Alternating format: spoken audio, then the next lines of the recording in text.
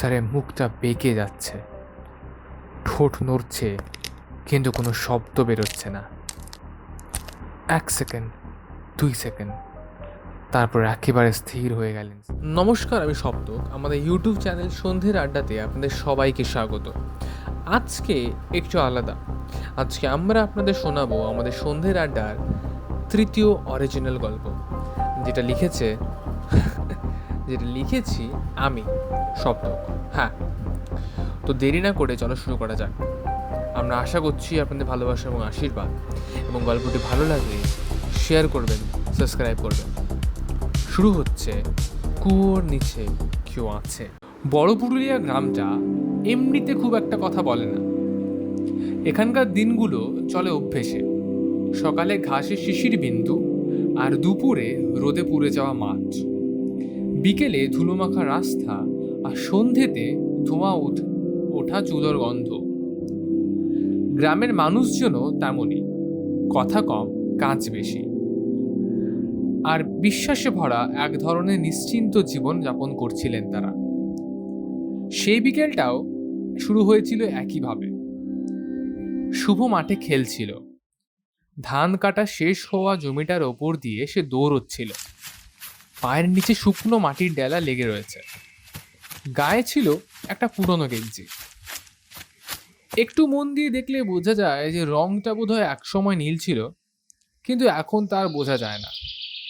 পায়ের ছেঁড়া চটি, তার একদিকের ফিতে তার দিয়ে বাঁধা। শুভর চোখে লেগেই রয়েছে এক অস্বাভাবিক উচ্ছ্বাস, যেটা অবশ্য এই বয়সে খুব স্বাভাবিক, যেখানে নেই কোনো ভবিষ্যতের চিন্তা, শুধু আছে দৌড়নো আর হাসি। শুভর বাবা গরিব চাষি, নিজের জমি নেই, অন্যের জমিতে কাজ করে সংসার চালায়। শুভর মা অবশ্য বাড়িতে কাজ করেন সারাদিন, কথা কম বলেন, কিন্তু চোখে সবসময় একটা অদ্ভুত সতর্কতা লেগেই রয়েছে। অবশ্য শুভ এসব বোঝে না।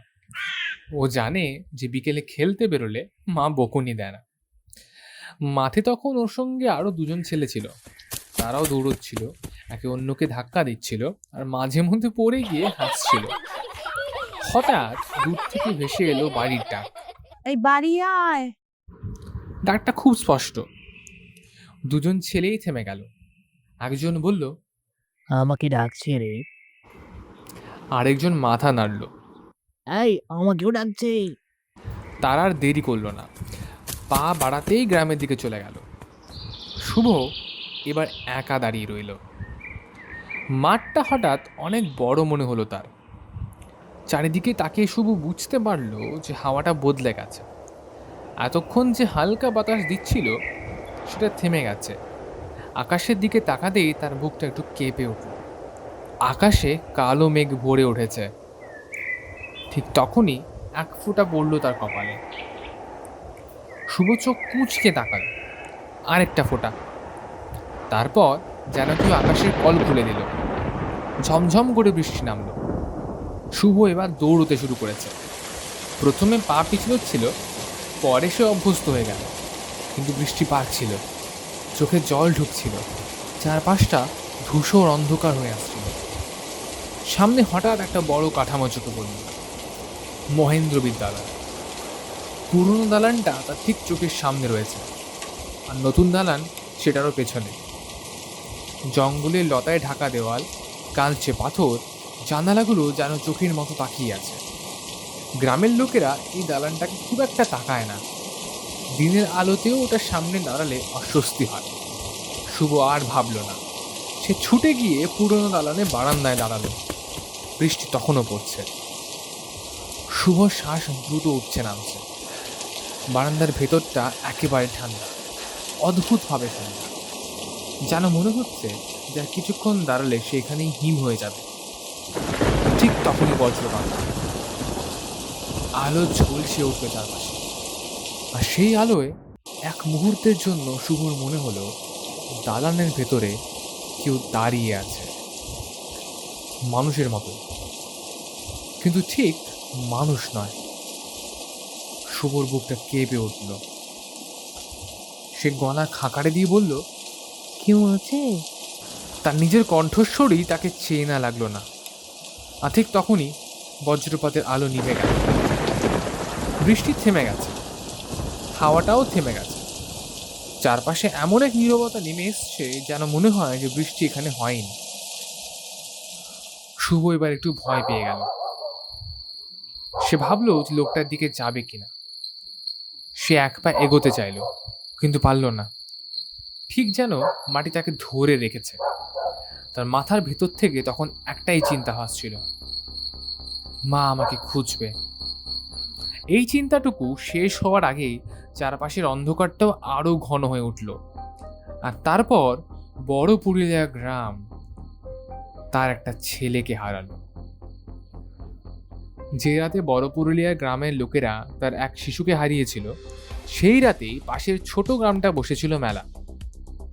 মেলাটা খুব বড় কিছু নয়, দুটো তিনটে নাগরদোলা, কাগজের খেলনা, কুলফির গাড়ি, চুড়িমালার দোকান, চপের দোকান আর কেরোসিন আলোর বাতি। তবু গ্রাম থেকে বেরোনোর অজুহাত হিসেবে সেটাই যথেষ্ট। কুটুস সেদিন মেলায় গিয়েছিল ভৈরব বাবাই আর তিতিরের সঙ্গে। কুটুসের চশমার কাছে আলো পড়লে চারপাশটা একটু অন্যরকম লাগে। বাতিগুলো বড় হয়ে ওঠে, মানুষের মুখগুলো স্পষ্ট দেখা যায়, আর দূরের জিনিসগুলো কখনো কখনো অদ্ভুতভাবে কাছে চলে আসে। সে এই অভ্যেসে অভ্যস্ত। চশমাটা খুললে পৃথিবীটা তার কাছে ঝাপসা হয়ে যায়, অথচ নিরাপদ মনে হয়। পড়লে সবকিছু পরিষ্কার, কিন্তু একটু বেশি পরিষ্কার মনে হয়। তিতির বসেছিল কুটুসের বাইসাইকেলের ক্যারিয়ারে। এক হাত দিয়ে সে কুটুসের জামার পেছনটা শক্ত করে ধরে রেখেছে, আর আরেক হাত দিয়ে কখন আকাশের দিকে ইশারা করছে। ওই দেখ আকাশটা কেমন। ভৈরব আর বাবাই পাশাপাশি সাইকেল চালিয়ে যাচ্ছে। বাবাই মুখে তখনও হাসি। সে নাগরদোলা গল্প করছিল। সে বলছিল যে কিভাবে একবার ঘুরতে গিয়ে তার মাথা পুরো ঘুরে পড়ে গেল। কি রে, আরেকবার ঘুরলে কি হতো? ভৈরব হেসে বলল, তোর মাথা এমনিই ঘোরে। মেলার আলো পেছনে পড়ে রইল। গ্রামের দিকে ফেরার কাঁচা রাস্তাটা শুরু হতেই সব কিছু বদলে গেছে। আকাশে তখন আর কোনো আলো নেই। মেঘ নিচু হয়ে এসেছে, হাওয়া থমকে আছে, ঠিক যেন কিছু একটা অপেক্ষা করছে। সাইকেলের ডায়নামোর আলো কাঁপতে কাঁপতে জ্বলে উঠছে। তিতির একটু সরে বসে কুটুসের পিঠে আরও চেপে ধরল। কুটুস উত্তর দেওয়ার আগেই দূরে বজ্রপাত হলো। আলোটা হঠাৎ ঝলসে উঠল, তারপর আবার নিভে গেছে। ঠিক তখনই কোত্থেকে যেন এক গ্রামের কুকুর হঠাৎ চিৎকার করতে আরম্ভ করলো। এবার তার পাশাপাশি আরও অনেকগুলো কুকুর চিৎকার করছে। শুনে মনে হচ্ছে কুকুরগুলো ভয় পাচ্ছে কিছু থেকে। ভৈরব হঠাৎ ব্রেক কষে বলল, শুনছিস? সবাই থেমে গেল। নীরবতার মধ্যে শুধু সাইকেলের চাকার ধাতব শব্দ ধীরে ধীরে মিলিয়ে গেল। কুটুস তখনও তাকিয়েছিল রাস্তার ধারের গাছগুলোর দিকে। চশমার কাঁচের ভেতর দিয়ে সে দেখল গাছের ফাঁকে কিছু একটা আছে, ঠিক বোঝা যাচ্ছে না। প্রথমে সে ভেবেছিল আলো আর ছায়া মিলে কিছু একটা ঘটছে। তারপর বুঝলো না, কিছু একটা দাঁড়িয়ে আছে, খুব লম্বা, অস্বাভাবিক লম্বা। হাত দুটো শরীরের তুলনায় অনেক নিচে ঝুলে আছে, মুখটা অন্ধকারে ঢাকা। কুটুসের বুকের ভেতরটা কেঁপে উঠল। সে চোখ বন্ধ করে আবার খুলল। ছায়াটা তখনও আছে। কুট্টুস, তুই কি কিছু দেখছিস? তিতিরের গলা কাঁপছে। কুটুস কিছুই বলল না। বললে হয়তো তার শব্দই বেরোতো না।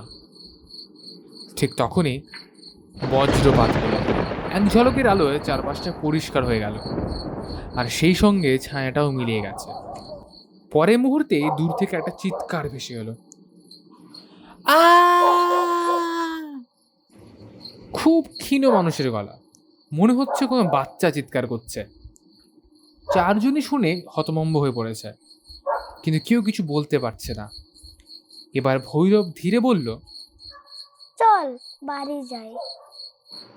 তারা আবার সাইকেল চালাতে শুরু করলো। কিন্তু কুটুস আর আগের মতো ছিল না। তার মাথার ভিতরে তখন একটাই প্রশ্ন করছিল, কে ডাকলো ওরকম করে? একই সময় বড় পুরুলিয়ায় শুভর মা বাড়ির দরজার সামনে দাঁড়িয়েছিলেন।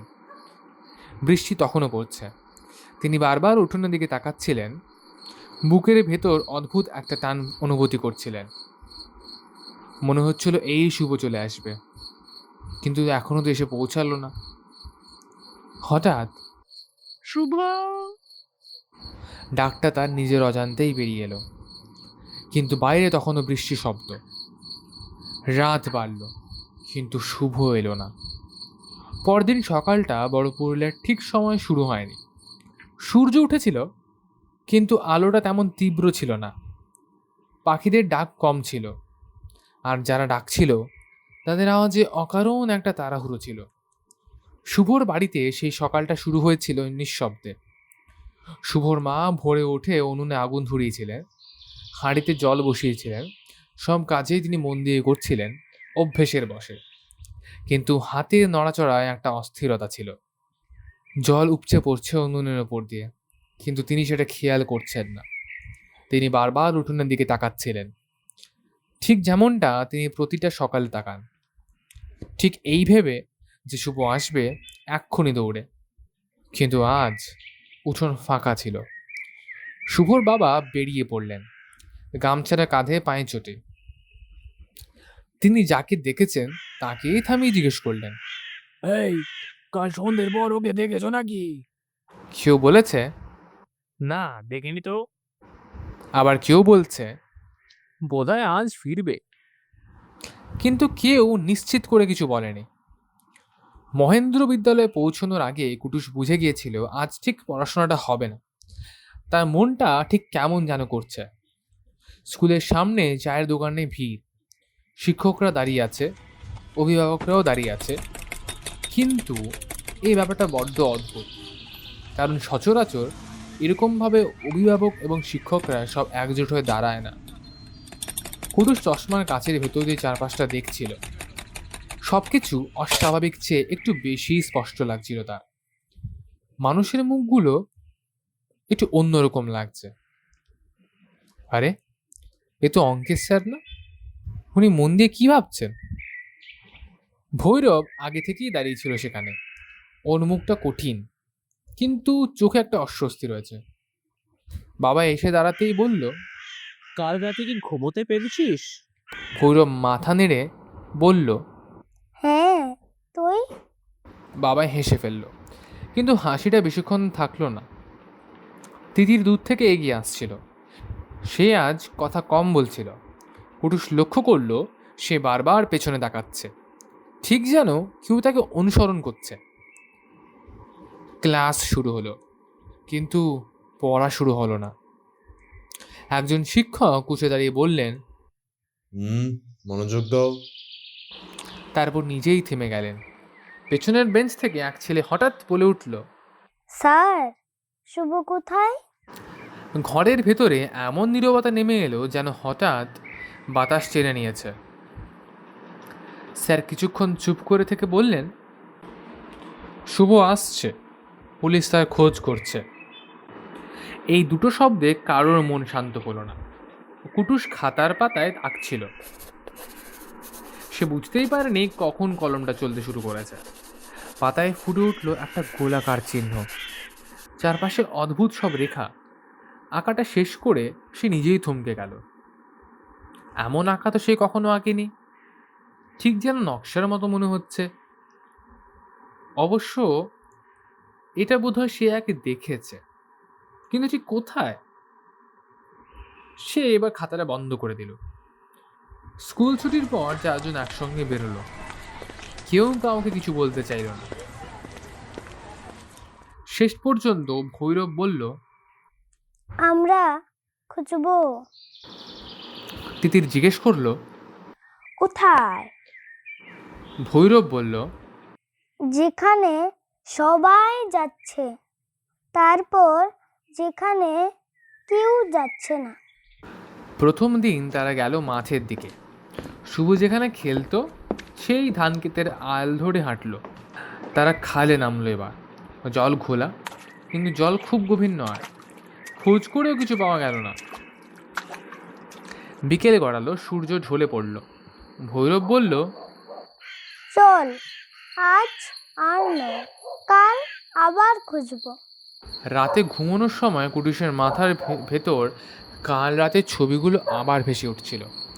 ছায়াটা, সে চিৎকারটা, কুকুরের ডাক, সব যেন কেমন গুলিয়ে যাচ্ছে। সে বারবার নিজেকে বলছিল যে এগুলো সব কাকতালীয়, কিন্তু তবুও তার বুকের ভেতরে কেমন একটা অস্বস্তি কাজ করছে। দ্বিতীয় দিন পরিস্থিতি আরও ভারী হয়ে উঠেছে। শুভকে কোথাও পাওয়া যাচ্ছে না। কেতুগ্রাম থানায় ডায়েরি হয়েছে, আর এই খবরটি সবার মুখোমুখি ঘুরছিল। দুপুরের দিকে একজন দারোগা এলেন, সঙ্গে দুজন কনস্টেবল। তারা ক্লাসের সবাইকে প্রশ্ন করলেন, নোট নিলেন, মাঠ ঘুরে দেখলেন, কিন্তু পুরনো বিদ্যালয়ের দিকে কেউ এগোলো না। দ্বিতীয় দিন সন্ধ্যেতেও 4 জন খুঁজেছিল। জঙ্গল, পরিত্যক্ত পথ, ভাঙা বাড়ি সব দেখা হয়েছে, কিন্তু শুভকে কোথাও পাওয়া যাচ্ছে না। তিতির একসময় থেমে গিয়ে বলল, ও কি আর ফিরবে? কেউ উত্তর দিল না। রবিবার সকালে বড় পুরুলিয়া যেন ক্লান্ত হয়ে উঠেছে। 2 দিন ধরে খোঁজ করেও কোনো পাত্তা পাওয়া যাচ্ছে না। মানুষের মধ্যে কেমন একটা আতঙ্ক সৃষ্টি শুরু হয়েছে এবার। শুভর বাড়ির সামনে লোকজন কমে এসেছে। সবাই কেমন যেন বুঝে নিচ্ছে যে এখন শুধু অপেক্ষাই করতে হবে। কুটুস জানতো এই অপেক্ষা সে আর করতে পারবে না। তার মনের ভেতরে এক অচেনা অস্বস্তিকর চিন্তা ক্রমাগত দোল খাচ্ছিল। রবিবারের দুপুরটা বড় পুরুলিয়ায় অদ্ভুত শান্ত ছিল। রাস্তায় লোক কম, দোকানপাট আধ খোলা, আর বাতাসে কেমন একটা নিস্তব্ধতা, যেটা গ্রামের সঙ্গে ঠিক মানায় না। দুপুরে রোদ গায়ে লাগলেও কুটুসের মনে হচ্ছিল তার শরীরের ভেতরে কোথাও একটা ঠান্ডা জমে আছে। ভৈরবের বাড়ি থেকে বেরোবার সময় ভৈরবের মা কিছু না বলেই ওদের প্রত্যেকের হাতে জল আর গুঁড়োর টুকরো দিল, যেন বলে দিলেন, ভালো করে খোঁজ বাবা, খিদে পেলে এগুলো খাস, কিন্তু শুভকে ঠিক খুঁজে বার করিস। নতুন দালান পেরিয়ে যখন তারা মহেন্দ্র বিদ্যালয়ের পুরনো অংশটার সামনে এসে দাঁড়ালো, তখন তিতির হঠাৎ থেমে গেল। সে বলল, এখানে কেউ আসে না। পুরনো দালানটা দিনের আলোতেও অন্ধকার মনে হচ্ছে। লতা পাতায় জঙ্গলে ঢাকা দেওয়াল, ফাটল ধরা সিঁড়ি, আর ঘরের ভেতরটা এমন এক অন্ধকার পাক জমিয়ে রেখেছে যেন প্রবেশ করাই যাবে না। কুটুস চশমার কাছে ভেতর দিয়ে সবটা দেখছিল। অবশ্য তার মনে হচ্ছিল যে সে যেন এই জায়গায় আগেও এসেছে। ভৈরব বলল, চল। গলাটা শক্ত করার চেষ্টা করলেও একটু কাঁপুন চাপা থাকলো না। দরজাটা ঠেলে দিতেই পুরনো কাঠ যেন একটা দীর্ঘশ্বাস ফেলল। ভেতরে ঢুকতে গন্ধটা প্রথমে ধাক্কা দিচ্ছিল। ভেজা মাটি, পচা কাঠ, আর বহুদিনের বন্ধ ঘরের বন্ধ সব মিলে কেমন একটা বোটকা গন্ধ, যেটা সময়ের সঙ্গে জড়িত আছে। টর্চ জ্বলে উঠেছে।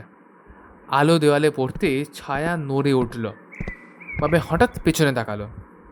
কি রে, কেউ হাঁটলো নাকি? ভৈরব মাথা নাড়ল, নিজের শব্দ। কিন্তু কুটুস জানতো এই শব্দ নিজের নয়। ওরা ধীরে ধীরে এগোলো। একটার পর একটা ঘর, কোথাও ভাঙা বেঞ্চ, কোথাও ব্ল্যাকবোর্ড, কোথাও আধমোছা লেখা, কোথাও কোথাও আবার পুরনো তারিখ, 1968, 1971, কারো নাম, কারো চিহ্ন, অনেক কিছু। কুটুসের মনে হলো সে এই জায়গাটা আগেও দেখেছে, কিন্তু ঠিক কোথায় সে ঠাউর করতে পারছে না। তিতির হঠাৎ ফিসফিস করে বলল, কেউ হাঁটলো। কুটুস কিছু বলল না। সে ঠিক এই একই অনুভব করছে। এই জায়গাটার একটা নজর আছে, কিন্তু তা ঠিক বোঝা যায় না। আর তখনই তারা সেটাকে দেখল। দালানের মাঝখানে একটা কুয়ো, চারপাশে ঝোপঝাড়, ভাঙা ইট, শুকনো পাতা, কিন্তু কুয়োটাকে মনে হচ্ছিল সব কিছুর মাঝখানে থেকে একটু আলাদা। দেয়ালের গায়ে খোদাই করা নকশাগুলো দেখে, অদ্ভুত নকশা, বাঁকানো রেখা, গোল চিহ্ন, আর এমন কিছু দাগ যেগুলো লেখার মতো, কিন্তু ভাষা বোঝা যাচ্ছে না। বাবাই কাছে গিয়ে আঙুল বুলিয়ে দিল। দেখেছিস? ভৈরব বলল, হ্যাঁ, কিন্তু বুঝছি না। বাবাই বলল সে নাকি কিছুই দেখতে পাচ্ছে না। ভৈরব চারপাশে তাকিয়ে একটা বড় পাথরের দিকে ইশারা করলো। ওটার উপর দাঁড়ালে দেখতে পাবে। সে পাথরটা টানতে গেল, কিন্তু পাথরটা ঠিক নড়ল না। ভৈরব বলল, আটকে আছে। কুটুস আর বাবাই এগিয়ে এলো। তিনজন মিলে চাপ দিতেই হঠাৎ পাথরটা ঘুরে গেল। মাটির নিচ থেকে কেমন যেন একটা পরপর শব্দ উঠল, যেন মনে হচ্ছে কুয়োটা এক্ষুনি ভেঙে যাবে। তারপর খুব ধীরে ধীরে কুয়োর ভেতর থেকে একটা সিঁড়ি বেরোতে শুরু করলো। এক ধাপ, তারপর আরেক ধাপ। ভেতরে কোনো জঙ্গল নেই, শুধু অন্ধকার গভীর আর নিচের দিকে নেমে যাওয়ার পথ। তিতিরের গলা এবার শুকিয়ে আসছে। সে কাঁপা গলায় বলল, এটা এটা কোন? কুটুসের চোখ তখনও কুয়োর দেওয়ালে নকশায় আটকে আছে।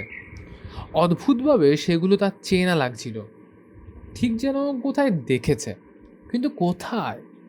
ঠিক তখনই খসখস শব্দ হলো। মনে হলো কি একটা হেঁটে গেছে। সবাই একসঙ্গে ঘুরে তাকালো। দালানের অন্য প্রান্তে ছায়ার ভেতরে কেউ যেন নড়ে গেল। শুভ, বাবাই ডেকে উঠল, কিন্তু কেউ কোনো উত্তর দিল না। ভৈরব বলল, ওদিকে চল। তারা কুয়ো ছেড়ে ছুটে গেল সেই দিকে। এক ঘর, তারপর আরেক ঘর, দরজার ফাঁক, দেওয়ালের কোণ, সব খুঁজল, কিন্তু কিছুই পাওয়া গেল না। আর তখনই তিতির নিচে তাকিয়ে থেমে গেল। সে কি, মাটিতে পড়ে আছে একটা চটি, শুভর চটি। কুটুস সেটা তুলে নিল। বুকের ভেতর ধুকপুক শুরু হয়ে গেল তার। সে বলল, ও এখানেই ছিল, মানে এখনো থাকতে পারে। ওরা আবার খোঁজ শুরু করলো। কুটুস ঘড়ির দিকে তাকিয়ে চমকে উঠল। তার ঘড়িটি নড়ছে না, অথচ স্পষ্ট মনে আছে তারা যে ভেতরে আছে সেখানে অনেকক্ষণ হয়ে গেছে। যদিও তার ঘড়ি কাটা সেটা বলছে না।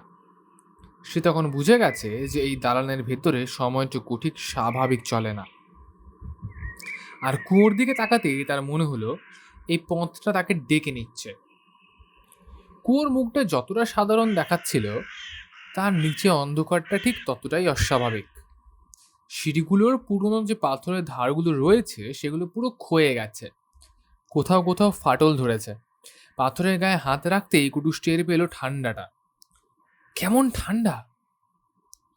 বাইরে তখনও দুপুরে কটকটে রোদ, অথচ এই পাথরটা এত ঠান্ডা কেন মনে হচ্ছে? কুটুস এবার এগোতে শুরু করলো। পাথরের উপর পা পড়তেই একটা ক্ষীণ শব্দ উঠল, এমন শব্দ যেন বহুদিন পর কেউ এই পথ ব্যবহার করছে। তার পেছনে ভৈরব, তারপর বাবাই, তিতির সবচেয়ে শেষে। এক হাত দিয়ে কুয়োর দেওয়াল আঁকড়ে ধরে, আরেক হাত দিয়ে নিজের বুক চেপে ধরে সে নিচের দিকে এগোচ্ছিল। ওপরে আলোটা ধীরে ধীরে দূরে সরে যাচ্ছিল। টর্চের আলোই একমাত্র ভরসা এখন। নিচে নামতে নামতে কুটুসের মাথার ভেতর অদ্ভুত এক চাপ জমতে শুরু করেছে, ঠিক যেন তার চিন্তাগুলো আর শুধু নিজের নেই। মনে হচ্ছিল কেউ যেন খুব মনোযোগ দিয়ে তাদের শুনছে, তার শ্বাস, তার ভয়, তার সিদ্ধান্ত, সবকিছু। বাবাই খুব আস্তে বলল, শুনছিস নাকি? কেউ কিছু বলেনি, তবু শব্দটা ছিল খুব ক্ষীণ এবং খুব গভীর, ঠিক যেন কুয়োর দেওয়ালের ভেতর দিয়ে কেউ ধীরে ধীরে হাঁটছে। তিতিরের পা হঠাৎ থমকে গেল। আমার মনে হচ্ছে আমরা একা না। কুটুস কিছু বলল না। সে জানতো যে এটা শুধু মনে হওয়া নয়, এটা সত্যিই ঘটছে। সিঁড়ি শেষ হলো একটা সমতল জায়গায়। সামনে একটা লোহার গেট, মরচে ধরা, কিন্তু ভীষণ শক্ত। গেটের গায়ে খোদাই করা নকশাগুলো কুয়োর দেওয়ালের নকশার মতোই দেখতে, বাঁকানো রেখা, গোল চিহ্ন, আর মাঝখানে একটা অদ্ভুত প্রতীক। প্রতীকটা দেখেই কুটুসের বুকের ভেতরটা কেঁপে উঠল। সে জানে না কেন, কিন্তু এই চিহ্নটা তার চেনা, ঠিক যেন অনেক আগে, অনেক ছোটবেলায় সে কোথাও এটা দেখেছে, কিন্তু কোথায় দেখেছে সেটা মনে পড়ছে না। শুধু এইটুকু বুঝতে পারছে যে এই গেটটা তার জন্যই অপেক্ষা করছিল। ভৈরব গেটের হাতল ধরল। সে বললে, বন্ধ। কুটুস এগিয়ে এলো। তার হাতটা নিজে থেকে এবার উঠতে আরম্ভ করলো। সে বুঝতেই পারল না কখন সে হাতলটা ধরে ফেলেছে, এবং তখনই ঠিক একটা ক্ষীণ শব্দে গেটটা নিজে নিজেই খুলে গেল। চারজনেই চমকে উঠল। এই গেটটা খোলার চাবিকাঠি। কেউ কিচ্ছু বলল না। তারা এবার ভেতরে ঢুকতে আরম্ভ করলো। ভেতরে ঘরটা বিশাল। টর্চের আলো যতদূর পৌঁছায় ততদূর পর্যন্ত শুধু ফাঁকা জায়গা। দেওয়ালগুলো অদ্ভুতভাবে মসৃণ, পাথরের মতো নয়, যেন অন্য কোনো পদার্থ। ছাদ অনেক উঁচুতে, কিন্তু কোথায় শেষ হয়েছে তা ঠিক বোঝা যায় না। শব্দগুলো প্রতিধ্বনি ফিরে আসে না, ঠিক যেন এই ঘর শব্দগুলো গিলে খাচ্ছে। ঘরের মাঝখানে কিচ্ছু নেই, না কোনো বেঞ্চ, না কোনো টেবিল, না কোনো যন্ত্র, শুধু নিঃশব্দতা। তিতির এবার ফিসফিস করে বলতে লাগলো, এখানে কিছুই নেই। হঠাৎ কুটুসের মনে হলো যে তার নিঃশ্বাস ভারী হয়ে উঠেছে। কেমন যেন বুকের ভেতরটা চাপ দিতে শুরু করেছে, যেন মনে হচ্ছে যে এই জায়গায় ঠিকমতো বাতাসও নেই। তিতির হঠাৎ থেমে গেল। সে বললে, আমার কানে কেউ ফিস ফিস করছে। কিন্তু শব্দটা কোনো ভাষার নয়, কেমন যেন একটা অনুভূতি। মনে হচ্ছিল শব্দটা তাদের বুকের ভেতর দিয়ে চলে যাচ্ছে। ভৈরব এক পা এগিয়ে আবার থেমে গেল। কুটুস টর্চ এগিয়ে ধরল। কিছুই নেই, না কোনো দরজা, না কোনো গেট, না কোনো ঘর, শুধুই শূন্যতা। আর সেই শূন্যতার মাঝখানে কুটুস প্রথমবার টের পেল এই জায়গাটা আজ খুলবে না। হঠাৎ কুয়োর ভেতরে দেওয়ালগুলোতে চাপা কম্পন উঠল। শব্দ না, কিন্তু কম্পন, যেন পাথরের নিচে কিছু নিঃশ্বাস নিচ্ছে। বাবা এবার কাঁপতে কাঁপতে বলল, চল না প্লিজ। কুটুস এবার আর দেরি করলো না।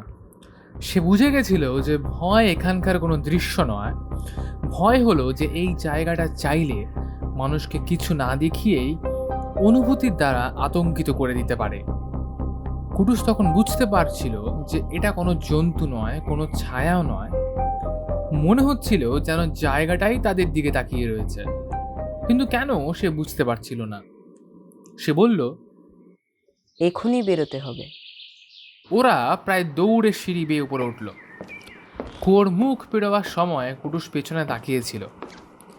ভেতরটা তখন আবার অন্ধকার, নিষ্প্রাণ, নির্লিপ্ত, যেন মনে হচ্ছিল কিছুই ঘটেনি। সেই রাতে কুটুস ঘুমোতে পারেনি। বাড়ির ভেতরে সব স্বাভাবিক। বাবা কাগজ পড়ছেন, মা রান্না গুছিয়ে রাখছেন, কিন্তু কুটুসের মনে হচ্ছিল যে এই স্বাভাবিকতার নিচে গভীর কিছু একটা যেন চলছে। ঠাকুর ঘরে প্রদীপটা জ্বলছিল। হঠাৎ সেদিকে তাকাতে সে থমকে উঠল। প্রদীপের আলোয় দেওয়ালের উপর স্পষ্ট হয়ে উঠেছে কিছু চিহ্ন, একটা বৃত্তের মতো চৌকো নকশা, কেমন যেন বাঁকানো দাগ, ঠিক সেই নকশাগুলো যেগুলো সে দেখেছিল কুয়োর ভেতরে। কুটুস আসতে বলল, মা, এই দাগগুলো? মা তাকালেন, কিন্তু অবাক হলেন না। তিনি বললেন, ওগুলো খুব পুরনো, ঠাকুরদার সময় থেকেই আছে, কেউ তো কখনো খেয়াল করে না। মা যেভাবে বলছিলেন তাতে বোঝা গেল এটা পুজোর চিহ্ন তো মোটেই নয়, বরং এমনি কোনো দাগ। কিন্তু এই দাগটা এলো কোত্থেকে? যেন বহু বছর আগে কেউ জানতো যে এই দাগগুলো কুটুস দেখবে, সেই জন্য তিনি এঁকে গেছেন।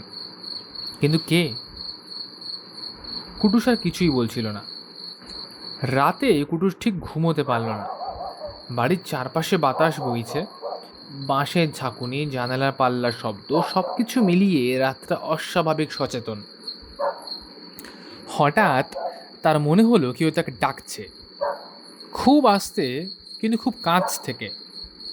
কুটুস উঠে বসল। টেবিলে রাখা চশমাটা পরে নিল সে। দরজাটা অল্প খোলা। সে বাইরে বেরিয়ে এলো। চাঁদের আলোয় উঠোনটা পুরো ধুয়ে গেছে। গাছের ছায়াগুলো মাটিতে লম্বা হয়ে পড়েছে। আর ঠিক তখনই সে আবার দেখলো কে যেন একটা দাঁড়িয়ে আছে মাঠের ধারে গাছের ছায়ার ভেতরে। আরে, এ তো সেই একই ছায়া, কিন্তু এ নড়ছে না কেন? কুটুস এবার ভয় পেল না, বরং বুকের ভেতরে এক অদ্ভুত স্থিরতা অনুভব করলো। ঠিক যেন সে আগে থেকেই জানতো যে এই মুহূর্তটা আবার আসবে। এবার ছায়াটা ধীরে ধীরে নড়তে আরম্ভ করলো, তারপর আবার মিলিয়ে গেল। কুটুস মনে মনে ভাবতে লাগলো যে কিছু একটা তো ঘটছে, কিন্তু ঠিক সে ঠাউর করতে পারছে না। তার মনে একটাই কথাই পরিষ্কার হলো, এই কুয়ো, এই দালান, এই অন্ধকার সবকিছুর সঙ্গে তার পরিবারের কোনো সম্পর্ক আছে। কিন্তু কিভাবে, কেন, সে তা জানে না। 4 দিন কেটে গেছে। গ্রাম আবার আগের মতো দেখা। সকালের হাঁকডাক, দুপুরের ধুলো, বিকেলে মাঠে ছেলেদের চিৎকার। মানুষ অভ্যস্ত হয়ে পড়ে। অভ্যেসী মানুষের সবচেয়ে বড় ঢাল। মহেন্দ্র বিদ্যালয়েও তাই। ঘন্টা বাজে, ক্লাস বসে, খাতা খোলে, চক ঘষার শব্দ ওঠে, কিন্তু শুধু একটা বেঞ্চ খালি, শুভর বেঞ্চ। কেউ আর জিজ্ঞেস করে না। প্রথম কয়েকদিন সবাই ফিসফিস করছিল, নিশ্চয়ই পালিয়ে আছে, পড়া ধরলে পারবি না বলে। তারপর ফিসফিস থেমে এসছে। নীরবতা এসে বসেছে ঠিক বেঞ্চটার মতোই। অঙ্কের স্যার বোর্ডে অঙ্ক লিখছিলেন।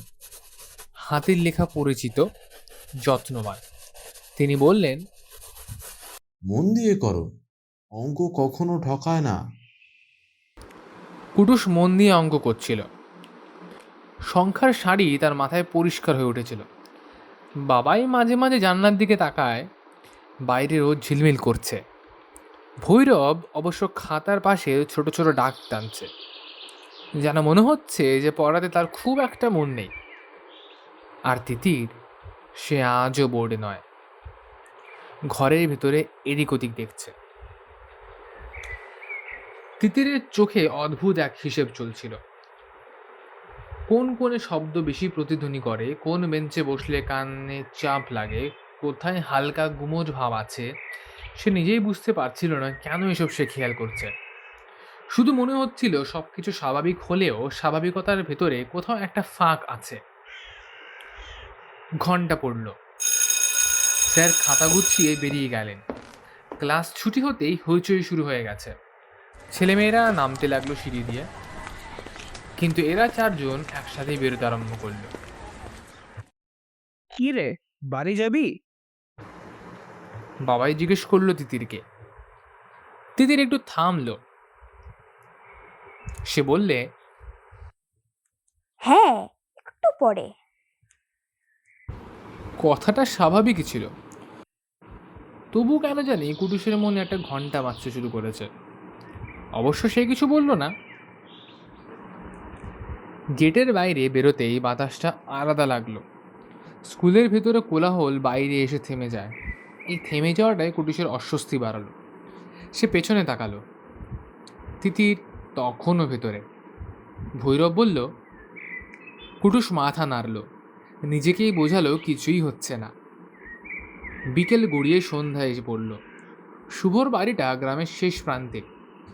একচালা টিনের ঘর, সামনে ছোট উঠোন। উঠোনে আজও শীতল ছায়া পড়ে আছে, যেন কি অপেক্ষা করছে। কুটুস আর বাবাই আর ভৈরব আজ ওখানে গেছিল। তিতি অবশ্য যায়নি। দরজা খুলে দিলেন শুভর মা। চোখের তলায় কালচে ছাপ, যেন মনে হচ্ছে যে তিনি বহুদিন ঘুমোয়নি। কিন্তু ঠিক সেই অভ্যেসের হাসি মুখে লেগে রয়েছে। তিনি বললেন, এসো। ঘরের ভেতরটা আজ খুব পরিষ্কার, যেন ধুলো ঢুকতে দেয় না কেউ। শুভর ছবিটা দেয়ালে টাঙানো রয়েছে। সাদা ফ্রেমের ভেতরে তার চেনা হাসিটা যেন ঘরটাকে নিঃশব্দে ভরিয়ে রেখেছে। ছবিটার ঠিক পাশে একটা ছোট্ট টেবিল, টেবিলের ওপর সারি করে রাখা কয়েকটা ওষুধ, আধভাঁজ করা প্রেসক্রিপশন, কিছু কাগজ এলোমেলোভাবে ছড়ানো। কোনায় পড়ে আছে একটা পুরনো রেডিও। ধুলো জমে গেছে, তবু যেন মনে হয় যে ছুলেই আবার বাঁচতে শুরু করবে। ঘরের ভেতর একটা চাপা নীরবতা। বাবাই আস্তে করে জিজ্ঞেস করলো, এখন কেমন আছেন কাকিমা? কেমন আছি? ভালো নেই বাবা। যখন থেকে শুভ চলে গেছে তখন থেকে আর কিছুই ভালো লাগছে না। ওরা লক্ষ্য করলো ওনার চোখ দুটো লালচে হয়ে উঠেছে, যেন এই কেঁদে দেবেন। কথাগুলো বলার সময় তার গলাটা কেঁপে উঠছিল, চোখের কোণ ভিজে উঠছিল অজান্তেই। বাবাই আর কিছুই জিজ্ঞেস করলো না। কিছুক্ষণ চুপচাপ বসে থাকলো তারা। মাঝে মাঝে ছোটোখাটো কথাবার্তা হলো, খাওয়া দাওয়া হচ্ছে কিনা, ডাক্তার দেখানো হয়েছে কিনা, এসব নিয়ে। কিন্তু ঘরের ভেতরে নীরবতাটা যেন সব কথাকে ছাপিয়ে যাচ্ছিল। অবশেষে তারা উঠে দাঁড়ালো। বাবাই বলল, আমরা আবার আসবো কাকিমা। তারা বেরিয়ে এলো। উঠোনে দাঁড়িয়ে ভৈরব বলল, এবার হঠাৎ করে এমন হলো কি করে? কুটুস উত্তর দিল না। তার মনে পড়ল সেদিন সন্ধ্যেতে পুরনো স্কুল বিল্ডিংয়ে পাশ দিয়ে সেই যাওয়ার কথা। তিতিরের চোখে দেখা সে কালো ছায়া, এবং সেই রাত্রিরে সেও যে দেখেছিল ছায়াটিকে। এ সন্ধ্যায় স্কুল অফিসের ঘরে একা বসে অঙ্কের স্যার বই পড়ছিলেন। টেবিলের ওপর ছড়ানো কাগজ, পুরনো বিজ্ঞান পত্রিকা, চিকিৎসা বিষয়ক লেখা, 1980 দশকের কয়েকটা ভাষা সাবধানী শব্দ, লাইন টেনে রাখা একটা স্কেল, পাশে থাকা একটা ছোট্ট নোট বই যার পাতায় পাতায় তার হাতের লেখা রয়েছে। স্যার বললেন, শুভ ভয় পায়নি, কিন্তু ভেঙে পড়েছে কিসে। ঘড়িতে 5:45। বাইরে আলো কমছে। স্যার উঠে দাঁড়ালেন।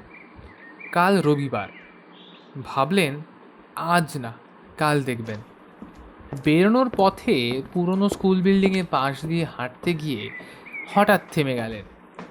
ভেতরে যেন কিছু একটা নড়ল বলে মনে হলো, খুব সামান্য। না, এই দুটি দূর হবে বোধ হয়। তিনি কানে হাত তুললেন, আর শব্দ শুনতে পেলেন না। নিজেকে বললেন, ভুল ভুল। বাড়ি ফিরে আলো জ্বালালেন। একা ঘরে বসে ডায়েরি খুললেন। শুভর নামটা আঙুল আটকে রইল। বাইরে রাত নামলো। অবশেষে অঙ্কের স্যার সিদ্ধান্তটা নিয়েই ফেললেন। হ্যাঁ, কাল নিজেই যাবেন। রবিবার সকাল, গ্রাম পুরো আলাদা। ঘুম ভাঙতে সবার দেরি হয়, শব্দ কম হয়। মহেন্দ্র বিদ্যালয়ের মাঠ ফাঁকা, শুধু ঘাসের শিশির আর দূরে কাকের ডাক। অঙ্কের স্যার আজ অনেক আগে থেকেই জেগেছিলেন। গত রাতের অস্বস্তিটা মোটেও কাটেনি। পুরনো স্কুল বিল্ডিংয়ে পাশ দিয়ে হাঁটার সময় যে অনুভূতিটা হয়েছিল, ওটা যে ভয় ছিল না, অবশ্য তার কল্পনাও ছিল না, সেটাও বুঝতে পারছেন। আজ তিনি স্কুলের শিক্ষক নন, আজ তিনি কেবল একজন মানুষ যে উত্তর খুঁজতে বেরিয়েছে। হাতে একটা বড় টর্চ, ব্যাগে দেশলাই, মোমবাতি আর একটা ছোট্ট নোট বই ও কলম নিয়ে তিনি পুরনো বিল্ডিংয়ের দিকে এগোতে শুরু করেছেন। দেয়ালের গায়ে আঁকিবুকিগুলো আজও স্পষ্ট। আগে যেগুলো শিশু সলভ দাগ বলে এড়িয়ে গিয়েছিলেন, আজ সেগুলো এড়াতে পারছিলেন না। কিছু চিহ্ন অকারণে নয়, যেন হিসেব করে বসানো হয়েছে সেখানে। তিনি কুয়োর সামনে দাঁড়ালেন। প্রথম দেখায় কিছুই বোঝা যাচ্ছিল না। সাধারণ একটা পুরনো কুয়ো, কোনো ঢাকনা নেই। এক মুহূর্তের জন্য তার নিজের ওপরেই রাগ হলো। তিনি বললেন, আমি কি ভুল করলাম এসে? ঠিক তখনই 4জন ছাত্রের কথা মনে পড়ল তার।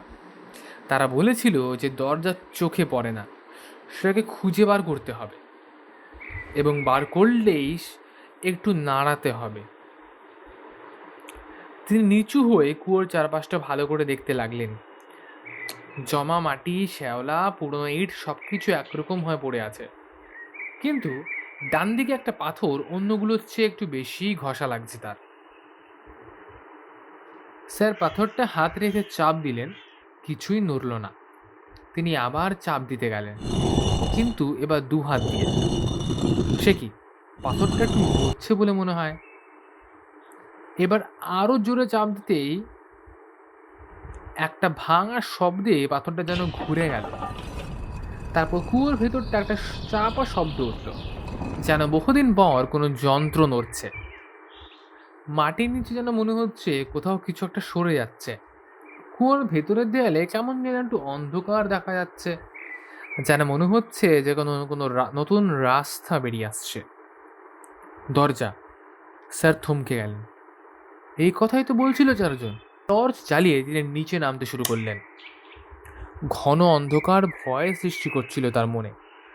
একটু ভেবে তিনি এগোতে শুরু করলেন। প্রতিটা ধাপেই যেন শব্দ প্রতিধ্বনি তুলছে। কুয়োর ভেতরের বাতাসটা একেবারে ঠান্ডা, যেন মনে হচ্ছিল কিছুক্ষণ দাঁড়ালে তিনি জমে যাবেন। দেয়ালের গায়ে কিছু পুরনো কাগজ, কিছু লেখা পড়া যায় না। ভেতরে আরো একটা দরজা আধ খোলা। তিনি হাত বাড়ালেন এবং ঠিক তখনই মনে হলো কেউ তাকিয়ে আছে তার দিকে। এই অনুভূতিটা যেন চোখে দেখা যায় না, কানেও শোনা যায় না, তবু বুকের ভেতরে ভারী হয়ে উঠছে। তিনি এক পা এগোলেন। হঠাৎ সরসর করে একটা সাপ পাশ দিয়ে চলে গেল। স্যার চমকে উঠলেন। টর্চের আলো কেঁপে যাচ্ছিল।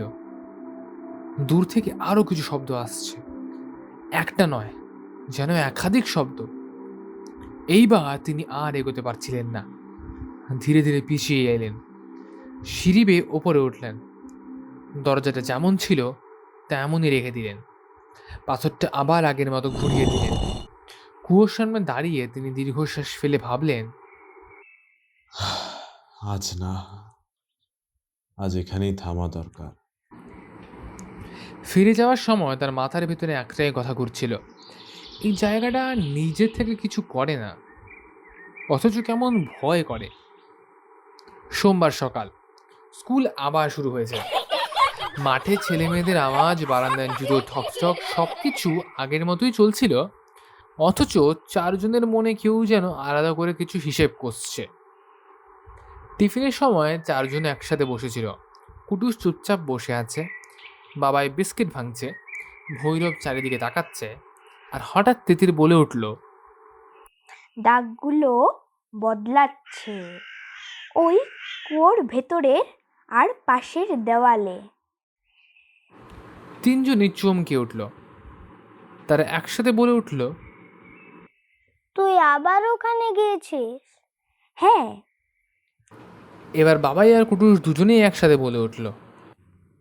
একাই? তিতির চোখটা নামিয়ে নিল। সে বললে, কৌতূহল ছিল, আর আমি কয়েকদিন ধরে দেখছিলাম একই রকম নেই। আর প্রথমে ভাবছিলাম ভুল দেখছি। কুটুস কিছু বলল না। তার মাথার ভেতরে একটা অস্বস্তি ধীরে ধীরে জায়গা নিচ্ছিল। টিফিন শেষ হওয়ার ঘন্টা পড়ল। কথাটা আর এগোলো না। স্কুল ছুটির পরে অঙ্কের স্যার তাদের অফিসে ডাকলেন। দরজাটা বন্ধ, জানালা আধ খোলা। স্যার সরাসরি প্রশ্ন করলেন, তোমরা আবার ওখানে গিয়েছো? তিতির মাথা নাড়ল। হ্যাঁ স্যার, দাগগুলো আগের মতো নেই। স্যার চুপ করে শুনছিলেন সব কিছু। তার চোখে কোনো বিরক্তি নেই, বরঞ্চ দেখে মনে হচ্ছে তিনি খুব সব কথা শুনছেন। তিনি বললেন, ওসব জিনিস দেখলে আগে লিখে রাখবে, ভয় পাবে না, কিন্তু গল্পও বানাবে না। এই কথার মাঝেই বাইরে শোরগোল উঠল। গ্রামে একজন লোক এসেছে, নিজেকে তান্ত্রিক বলে পরিচয় দিচ্ছে। বলছে সব কিছু নাকি পিশাচের কাজ। ভৈরব ফিসফিস করে বলল, স্যার, লোকটা ভুল বলছে। স্যার মাথা নাড়লেন। তিনি বললেন, ভুল বললেই লোক জোটে। তিনি তাদের পড়াশোনায় মন দিতে বললেন। কথা এখানেই শেষ হলো। 4 জন বেরিয়ে গেল। সেদিন সন্ধ্যেতে অঙ্কের স্যার একা বাড়ি ফিরছিলেন। রাস্তা ফাঁকা, আকাশে হালকা অন্ধকার এবং ল্যাম্প পোস্টগুলো জ্বলতে শুরু করেছে। হাঁটতে হাঁটতে বারবার মনে হচ্ছিল কেউ যেন স্যারের দিকে তাকিয়ে আছে। তিনি একটু ঘাড় ঘুরিয়ে দেখলেন, না, কেউ তো নেই। আবার হাঁটলেন। এইবার অনুভূতিটা আরও পরিষ্কার। কেউ নেই, তবু কারোর উপস্থিতি বোধ হচ্ছে। তিনি গতি বাড়ালেন। বাড়ির দরজার সামনে দাঁড়িয়ে চাবি ঢোকাতে গিয়েও হাত কেঁপে উঠল। মনে হচ্ছিল কেউ যেন সরাসরি তার দিকে তাকিয়ে আছে। কিন্তু কই, কেউ তো নেই। খালি রাস্তা, নীরবতা চারিদিকে। প্রত্যেকে যে যার বাড়িতে এখন। বাড়ির ভেতরে ঢুকে দরজা বন্ধ করলেন স্যার।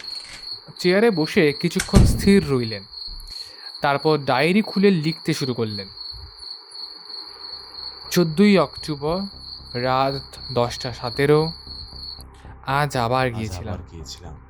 আমি আজ যাওয়া জানি উচিত আমার ছিল, যাওয়া উচিত ছিল না, তবুও তবুও গেলাম।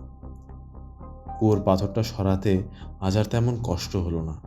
মনে হলো যেন ওটা নিজেই অপেক্ষা করছিল। নিচে নেমে বুঝলাম আগের বার যা দেখেছিলাম সব ঠিক ছিল না। ঘরটা একই, কিন্তু একই নয়। দেয়ালের দাগগুলো বদলাচ্ছে। এটা লেখা কোনো ভাষা, কোনো হিসেব।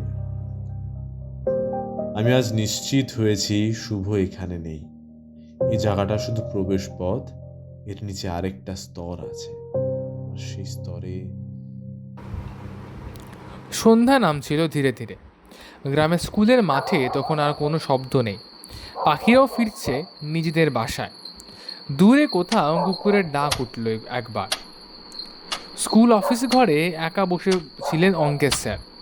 টেবিলে ছড়ানো কয়েকটা পুরনো বই, মানব মস্তিষ্কের ওপরে। কিছু বই উনি লাইব্রেরি নিয়ে এসেছেন, আবার কিছু নিজের জমানো। স্যারের চোখে ক্লান্তি, কিন্তু তার চেয়েও বড় একটা জেদ, যেন কিছু একটা খুঁজে বের করতে চান। শুভর মুখটা বারবার ভেসে উঠছিল স্যারের চোখের সামনে। কি ফুটফুটে দেখতে ছেলে ছিল। কি হলো তার? কোথায় গেল সে? যে ছেলেটা অঙ্কে দুর্বল ছিল, কিন্তু চোখের ছিল অদ্ভুত কৌতূহল। কি হলো তার? নিজের মনে বললেন স্যার। ঘড়িতে তখন প্রায় 6টা। স্যার ব্যাগ গুছিয়ে উঠলেন। পরদিন শনিবার, স্কুল বন্ধ। তিনি ভাবলেন যে আজ হয়তো একটু ভালোভাবেই ব্যাপারটা নিয়ে বসা যাবে বাড়িতে। বাইরে বেরোনোর সময় হঠাৎ তার মনে হলো, পুরনো বিল্ডিংটা পাশ দিয়ে আজ গেলে কেমন হয়। নিজেকে প্রশ্ন করলেন। তারপর আবার পাও বাড়ালেন। পুরনো স্কুল বিল্ডিংটা সন্ধ্যেতে আরও ভয়ঙ্কর লাগে। ভাঙা দেওয়াল, শ্যাওলা ধরা ইট, অদ্ভুত সব দাগ, যেন কেউ অনেক দিন ধরে কিছু লিখে রেখেছে, আবার পরে মুছেও দিচ্ছিল। হঠাৎ স্যার থেমে গেলেন। ভেতর থেকে যেন কেউ একটা হাঁটছে বলে মনে হচ্ছে। খুব আস্তে, কিন্তু খুব ভারী পায়ের শব্দ। স্যারের বুকের ভেতর কেমন যেন একটু কেঁপে উঠল, কিন্তু কিছুই বললেন না তিনি। বরঞ্চ নিজেকে বোঝালেন তিনি। ভ্রম ভ্রম, সব ভ্রম। এক মুহূর্ত, তারপর এমনভাবে বসে পড়লেন যেন শরীরটা তার নিয়ন্ত্রণ নেই। কিন্তু সেটাই ভয়ঙ্কর ব্যাপার ছিল না। ভয়ঙ্কর ছিল তার চোখ। স্যারের চোখ দুটো যেন কোথাও তাকিয়ে আছে, অথচ সামনে কিছু নেই। স্যারের মুখটা বেঁকে যাচ্ছে, ঠোঁট নড়ছে, কিন্তু কোনো শব্দ বেরোচ্ছে না। 1 সেকেন্ড, 2 সেকেন্ড, তারপর একেবারে স্থির হয়ে গেলেন স্যার। আর ঠিক সেই সময় দূরে একটা ছায়া নড়ে উঠল, তারপর দৌড়ে মিলিয়ে গেল অন্ধকারে। কে ছিল সে? কেউ জানে না। আজকের মতো এইটুকুই। আগামী পর্বে আপনারা শুনবেন পরবর্তী গল্প। কে করেছে এ কাণ্ড? কেন করেছে? তিতির কোথায়? শুভ কি ফিরবে? সমস্ত কিছু জানতে হলে পরবর্তী গল্পটাকে আপনাদের শুনতে হবে। আমরা আশা করছি যে আপনাদের এই গল্পটা ভালো লেগেছে এবং আপনাদের সমস্ত কমেন্টগুলো আমরা পড়তে খুব খুব খুশি হব। আপনার ফিডব্যাক আমাদের কমেন্ট বক্সে জানাবেন এবং একটা ছোট্ট গুগল ফর্ম ডেসক্রিপশন বক্সে দেওয়া রইল, আপনি চাইলেই সেখানে গিয়েও সাজেশন জমা করতে পারেন। দেখা হচ্ছে পরের দিন।